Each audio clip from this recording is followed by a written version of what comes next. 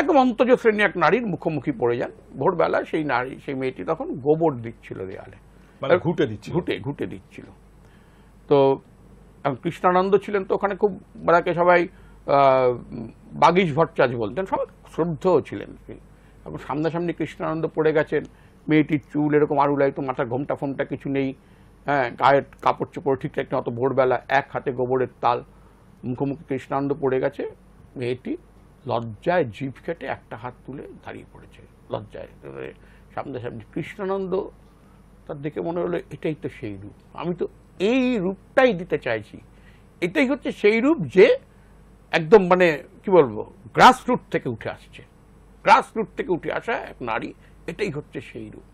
কৃষ্ণানন্দ ফিরে এলেন, ফিরে এসে কৃষ্ণানন্দ ওই রূপটা কল্পনা করে দক্ষিণাকালী, দেখবেন দক্ষিণাকালী জিভ বের করা, এবং তার নানা রকম শাস্ত্রীয় ব্যাখ্যা আছে যে কেন তিনি জিভ বের করা, কেন তিনি হাত তোলা। কিন্তু কৃষ্ণানন্দ ওই রূপটা দেখে একটা দেখবেন এখানে ইন্টারেস্টিং, কৃষ্ণানন্দের বর্ণনায় কিন্তু মানে কল্পনায় কোনো উচ্চবর্ণের নারী ধরা পড়লেন না। কৃষ্ণানন্দ কোনো উচ্চবর্ণের নারীর রূপ দিয়ে কালীকে দেখলেন না। কৃষ্ণানন্দ দেখলেন কাকে, একজন অন্তজ শ্রেণীর একজন নারীর রূপ দিয়ে কালীকে দেখলেন।